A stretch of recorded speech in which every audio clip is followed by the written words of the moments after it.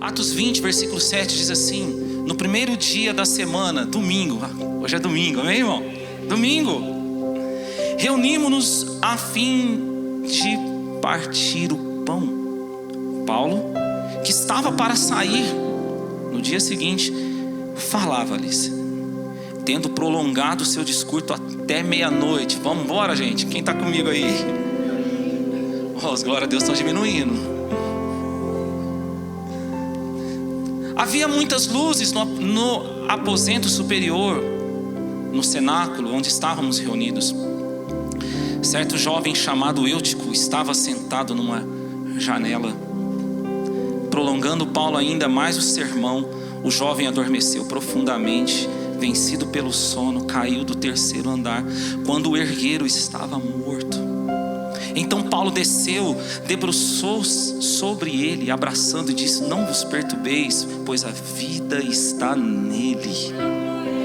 Em seguida subiu, e tendo partido e comido o pão, ainda lhes falou muito tempo, até o raiar do dia. Quem está comigo aqui? É vigília hoje, irmão?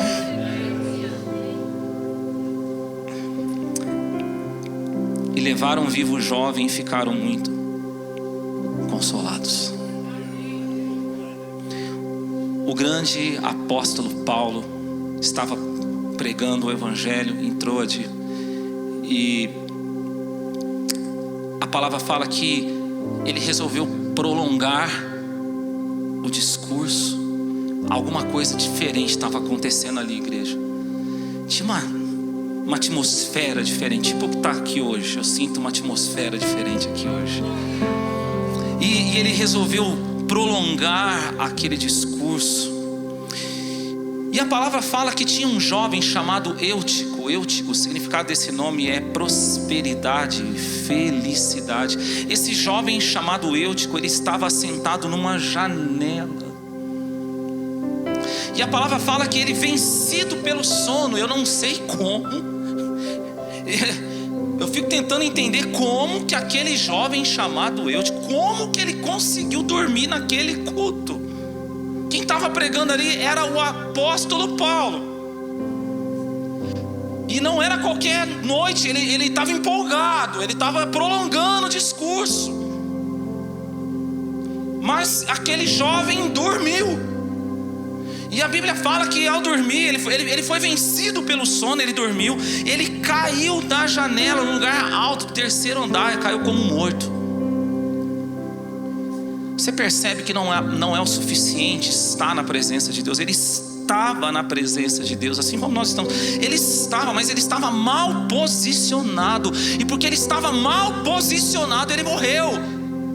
Ele estava na janela. Olha para o teu irmão assim, fala para ele assim: meu irmão, cuidado com a janela. Igreja, a janela é um perigo. Cuidado com a janela. A Bíblia fala que ele estava lá na janela. O apóstolo Paulo pregando, ele na janela. Irmãos, na janela, pensa comigo, ele estava ali. Na janela, ele conseguia ver o que estava acontecendo do lado de fora, mas também conseguia ver o que estava acontecendo do lado de dentro. A janela é um perigo.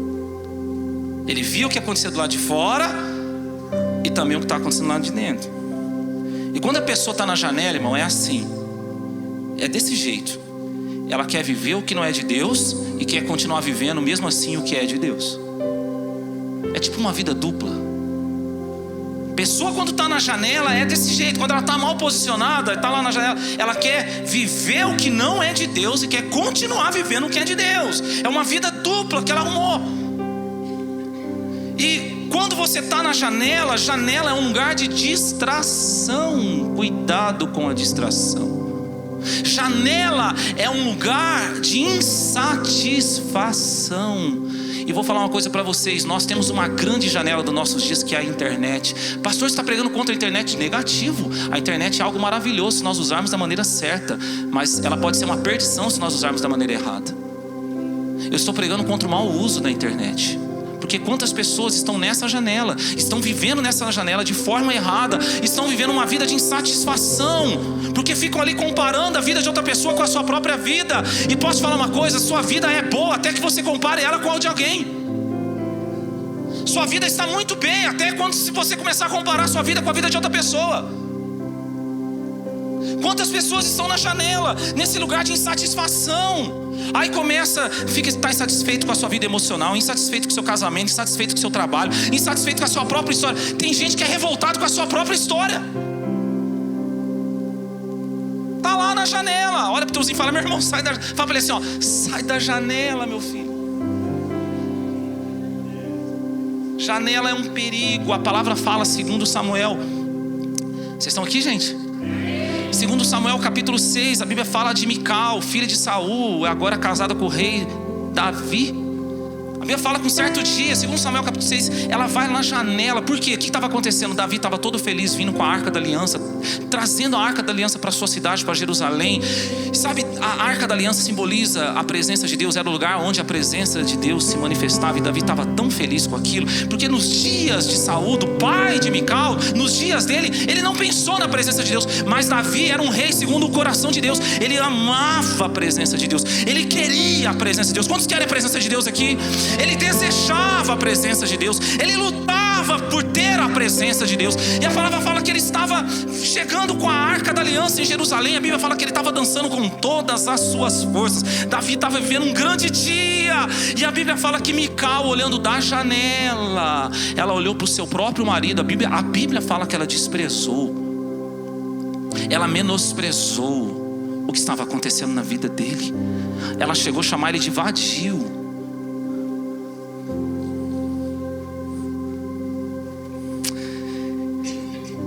Interessante isso, que quantas pessoas estão na janela, estão vivendo esse pecado, fica lá diminuindo o que está acontecendo na vida de outras pessoas. Quando você está na janela, quando você está nesse lugar de insatisfação, você começa a diminuir o que está acontecendo na vida de outra pessoa. Tudo que está acontecendo de bom, todas as vitórias na vida de alguém, você começa a diminuir. Sabe o que aconteceu com Mical?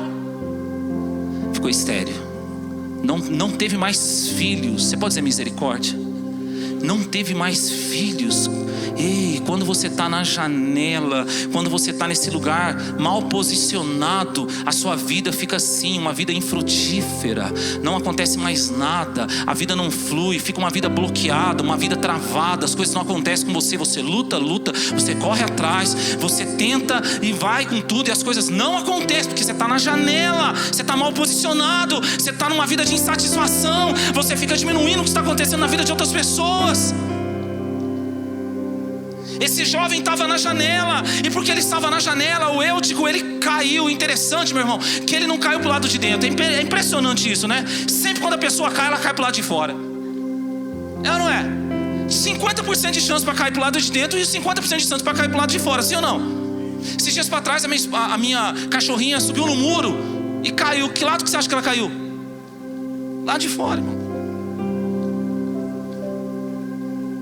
Eu estou falando isso porque tem gente que está mal posicionado, está na janela, e muitas vezes a gente fala com a pessoa fala: pastor, de boa, daqui a pouco eu volto. Vai cair, irmão, e cai do lado de fora. Ele caiu. Você pode falar para você mesmo assim, ó: eu preciso tomar cuidado com a janela. Mas a palavra fala que quando ele caiu morto, pelo poder do Espírito Santo, pelo poderoso nome de Jesus Cristo, Deus usou Paulo, e aquele menino ressuscitou.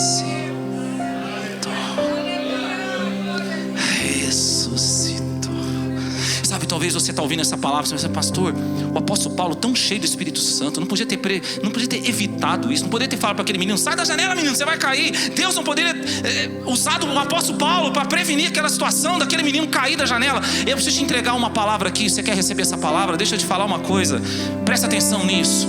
Para Deus é melhor você bem posicionado no chão do que mal posicionado no alto.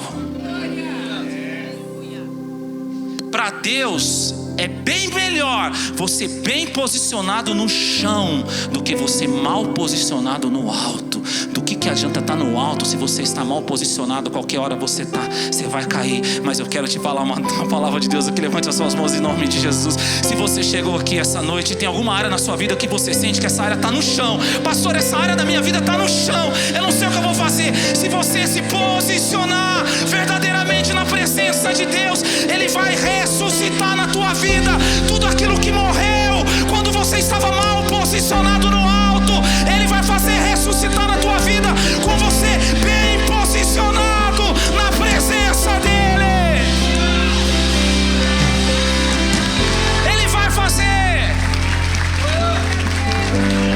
Tem coisas que morreu na tua vida quando você estava mal posicionado no alto, vai ressuscitar na sua vida com você bem posicionado no chão. O Espírito Santo está me falando aqui. Tem coisas que você achou que acabou. Deus está falando, não, você estava mal posicionado, mas agora você vai se posicionar corretamente na minha presença, e do chão eu vou te levantar. Sabe por quê? O chão não é o seu fim. O chão não é o seu fim. Assim diz o Senhor para você aqui. O chão não é o seu fim. O chão é o seu começo. Deus não começa do alto, Deus começa do chão.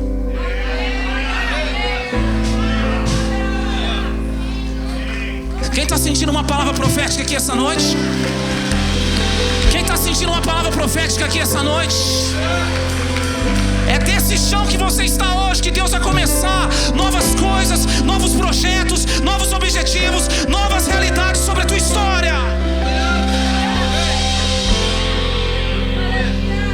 E sabe que eu quero pregar para você aqui exatamente isso hoje, pegando o exemplo do apóstolo Paulo, porque tem exemplo melhor que esse. Eu quero falar sobre as marcas de alguém que está bem posicionado na presença de Deus. Levanta sua mão e diz assim: eu vou me posicionar bem esse ano. Aleluia. Quem quer estar bem posicionado aqui? O apóstolo Paulo aqui nos dá algumas marcas de alguém bem posicionado.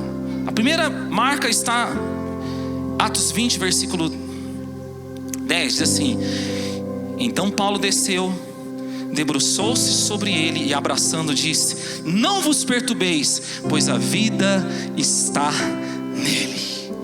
A primeira marca de alguém bem posicionado na presença de Deus é alguém que só desce quando é para fazer alguém subir.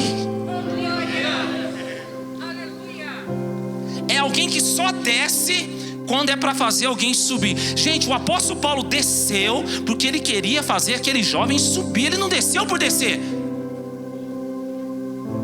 Não desceu por descer. Ele era um cara bem posicionado. Ele desceu porque ele sabia que pelo poder do Espírito Santo que estava na vida dele, aquele jovem poderia ressuscitar e subir. Quem está bem posicionado em Deus, irmão, não fica descendo para viver e desfrutar de uma vida errada perto de quem está longe de Deus.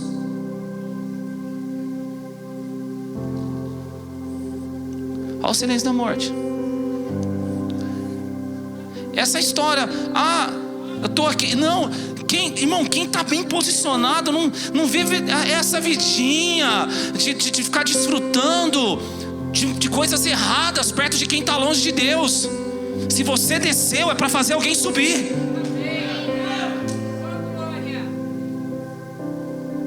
Nós temos que ter essa compreensão, principalmente nos tempos que nós estamos vivendo, nos nossos dias, onde a igreja está avançando e a igreja está alcançando muitas pessoas. Isso é maravilhoso, amém, irmão?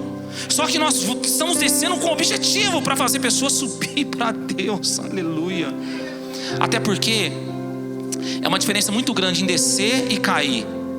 O Eutico caiu, Paulo desceu. Cair é acidente, descer é direção. O Eutico caiu, Paulo desceu, é diferente, irmão. Cair é acidente, descer é uma direção do Espírito Santo. Vai lá, Paulo, vai lá que vou ressuscitar esse menino. Vai, Paulo, pode ir que eu estou com você. Isso é direção de Deus. Muitas vezes Deus vai falar para você: vai lá que eu estou te mandando. Através de você essa pessoa vai subir para mim. Quem está pegando isso aqui? Aí você vai, irmão, vai com tudo, porque Deus vai na frente, abrindo o caminho, quebrando as... Tá entendendo? E você quer saber quando você está caindo? É quando os ambientes que você frequenta, as pessoas que estão com você, elas fazem você se desinteressar pelas coisas de Deus. Quando você está descendo é diferente. O ambiente que você frequenta, a pessoa que você conversa, você sai dali e aquela pessoa fica toda interessada por conhecer o Deus que salvou você. Então é simples. Quem é você nessa história? Quem tem sido você? Os ambientes que você está, as pessoas que conversam com você, você sai dali já desinteressado pelas coisas de Deus, negociando as coisas de Deus, se esfriando das coisas de Deus. Aí já começa a ter dificuldade de ler a Bíblia, aí já não sente mais vontade de estar na igreja, já não sente mais vontade de orar. Você está caindo. E Deus está falando para você aqui hoje, antes de você dormir e cair da janela, Deus está falando para você: sai da janela, você vai cair, você está caindo. Agora, se você é aquela pessoa que onde você passa, seja no teu trabalho, seja na escola, seja em qualquer tipo de relacionamento, você sai dali, aquela pessoa está interessadíssima por conhecer o Deus que você serve, pode ter certeza que você está descendo e você está cheio do Espírito Santo de Deus. Alguém vai subir através da tua vida. Alguém vai subir através da tua vida.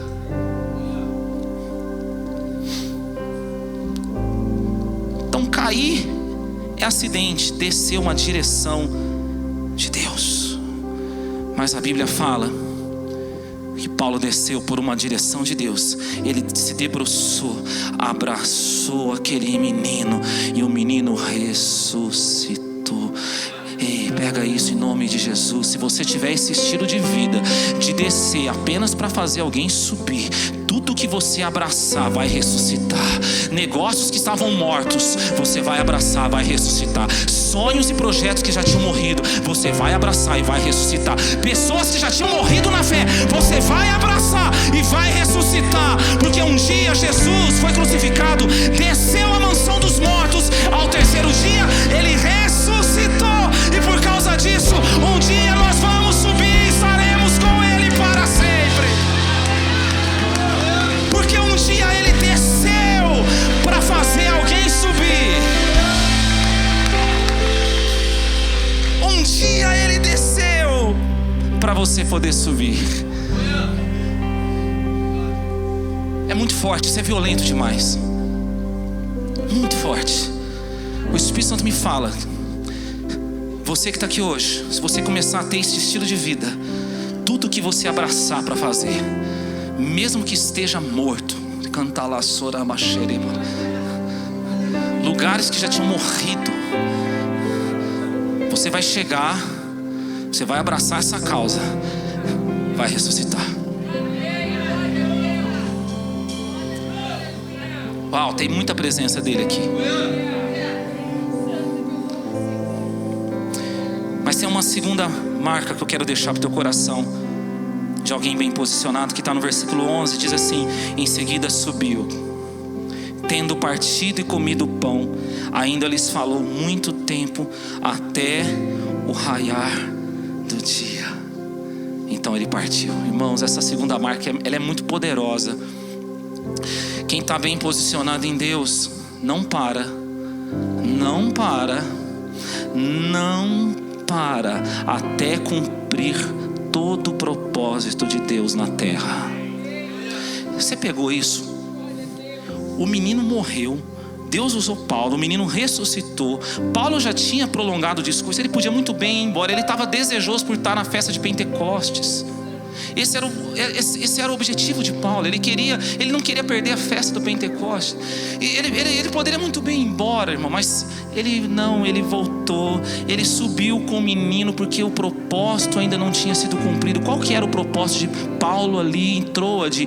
Qual era o propósito daquela reunião? A palavra fala, Atos 27, qual era o propósito? Ele se reuniu a fim de partir o pão.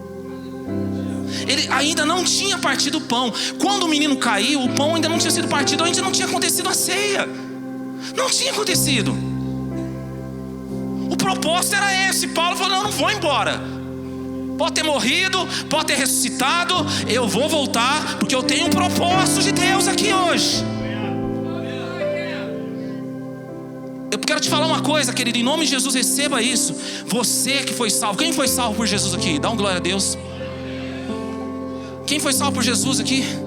Você tem um propósito: pregar o evangelho de Jesus. Vou falar de novo. Qual é o propósito da igreja? Pregar o evangelho de Jesus. Qual é o nosso propósito?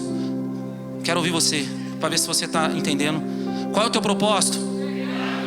Propósito da igreja, João 3,16. Vamos falar todos juntos. Porque Deus amou o mundo de tal maneira que deu o seu Filho único, para que todo aquele que nele crê não morra, mas tenha vida eterna. Porque não tem salvação sem Jesus. Jesus falou em João 14: eu sou o caminho, eu sou a verdade, eu sou a vida. Ninguém vem ao Pai senão por meio de mim. A maior prova de amor que você pode dar para a vida de alguém é pregar o evangelho. Não existe uma maior prova de amor senão essa: pregar o evangelho de Jesus. Porque quando você prega o evangelho de Jesus, aquela pessoa que se morresse naquele momento sem Jesus, ela ia ter condenação eterna. Ela vai ter vida eterna. Essa é a fonte de tudo, a razão de tudo. Porque estamos aqui, porque vivemos igreja, porque fazemos o que fazemos, porque nós estamos pregando o evangelho. Nós estamos falando de algo eterno. Nós não estamos falando de 90, 100 anos, 110, se você viver até 120, glória a Deus. Nós estamos falando de eternidade. De eternidade. Alguém que ia viver, a sua eternidade seria na condenação, distante de Deus. Por meio de Jesus, pelo sacrifício de Jesus, pelo perdão dos seus pecados, agora vai viver eternamente na presença do Pai. Qual é o propósito meu e seu? Essa pessoa que está do seu lado, você que está aqui hoje, seja você que faz muito tempo, é a primeira vez. Qual é o seu propósito? Pregar o evangelho. Você foi chamado por Deus para pregar o evangelho de Jesus.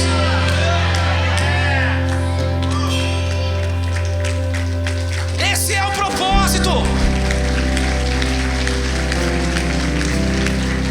E posso falar uma coisa: se Deus não tivesse esse propósito na sua vida, quando você entregasse a vida para Ele, Ele já te levava embora. Você não para pensar nisso, não? Seria muito melhor estar com Ele. Novo céu, nova terra, as coisas velhas se passaram, tudo se fez novo. Apocalipse 21, haverá esse lugar, não terá mais lágrimas de tristeza. O Senhor não vai precisar mais de luz, porque o Senhor é a nossa própria luz. Irmãos, entenda isso. Entenda isso. E sabe, eu estou batendo nessa tecla com você, porque toma cuidado para que você não transforme o meio em fim. Sua profissão, relacionamentos, conquistas, sonhos, projetos, tudo isso é muito bom, amém, irmãos? Só que isso é o meio, não é o fim. Isso é o meio, não é o fim. Na verdade, quando você faz do meio o fim, é o fim de tudo. Toma cuidado, porque são as coisas boas que muitas vezes nos tiram de vivermos o nosso propósito. Sabe, eu quero deixar claro para você que hoje não estou pregando nada contra isso. Isso é tudo muito bom, isso é importante, são coisas da vida. Mas o propósito é pregar o evangelho. Me permita dar um testemunho.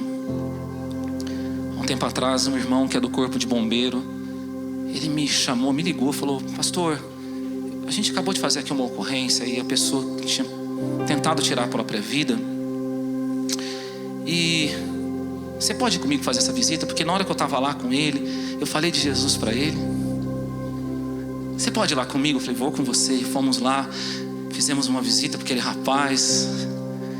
E passou um tempo, esse irmão me procurou, falou assim: pastor, lembra daquele rapaz que a gente orou, que a gente conversou? E eu encontrei com ele esses dias, ele está bem e desistiu de tirar a própria vida. Falou assim que ele está vivendo um momento maravilhoso na vida dele.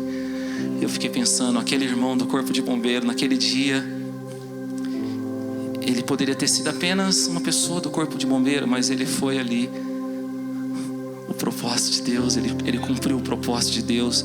Ele pregou o evangelho, e naquele dia uma vida foi salva. Tudo que você faz é um meio. para o propósito de Deus.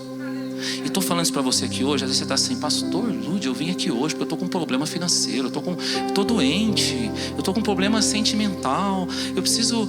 Ei, deixa eu te falar uma coisa. Milagre não é para quem tem uma necessidade. Milagre é para quem tem um propósito. Deus não responde a necessidades, Deus responde a propósitos. Você não para pensar nisso? Se Deus respondesse a necessidades, não haveria mais necessidade no planeta Terra. Milagre não é para necessidade, irmão. Milagre é propósito. Quando Deus vê um propósito na sua vida, quando Ele vê uma área na tua vida que você colocou no propósito dEle, o milagre acontece. Porque onde tem propósito tem milagre. Onde tem propósito tem milagre. Onde tem propósito tem provisão. Onde tem propósito tem resposta de Deus. Talvez você venha chorando por tantas coisas na sua vida. Deus, você não está vendo a minha necessidade. Deus está assim: estou vendo. Mas cadê o propósito? Na hora que você colocar um propósito, eu respondo. E uma resposta de Deus muda a sua vida para sempre.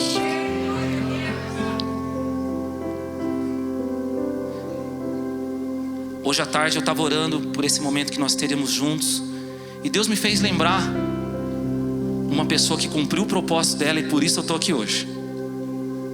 Você já parou para pensar que você está aqui hoje porque alguém um dia não parou por causa das adversidades, não parou por causa das coisas boas, mas cumpriu o propósito e pregou Jesus para você, e por isso você está aqui hoje. Senão você não estaria. Vou te dar um conselho: pega o seu WhatsApp amanhã e manda uma mensagem para essa pessoa e fala: obrigado. Obrigado. Deus me fez... Posso dar mais um testemunho? Deus me fez lembrar hoje, 1999, quando a minha cunhada começou a pregar Jesus para mim. E ela sabia que eu era da área da música. Aí ela, toda vez antes de ir para a igreja, ela passava lá na nossa casa, nosso apartamento. Ela falava: te trouxe uma fita, como é que é? De vídeo, como é que falava? VHS? É isso? Vocês lembram disso? Quem lembra disso aí? Vocês não sabem o que é isso, né, gente? 1999, irmão. E ela passava, ela sabia que eu era da música, ela queria me ganhar para Jesus. E ela deixava lá alguns testemunhos e algumas canções. E hoje eu fiquei pensando, e eu comecei a agradecer a Deus pela vida dela. Também vou fazer igual você, vou mandar uma mensagem para ela. E eu falei, eu me emocionei, porque eu falei: Deus, o marido dela ainda não estava na igreja, mas isso não fez ela parar de cumprir o propósito dela. E ela me ganhou para Jesus, e eu ganhei o marido dela para Jesus, que é o irmão da Priscila, o irmão mais velho dela. Eu ganhei ele para Jesus. E eu me lembro de uma canção que me marcou muito. Acho que o Ed vai me ajudar aqui. E eu acho que é muito importante para esse momento, porque nós vamos cumprir o propósito de Deus aqui no Circuito das Águas.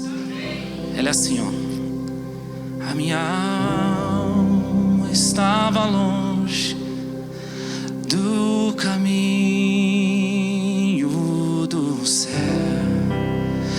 Eu era pobre e perdido, pecador,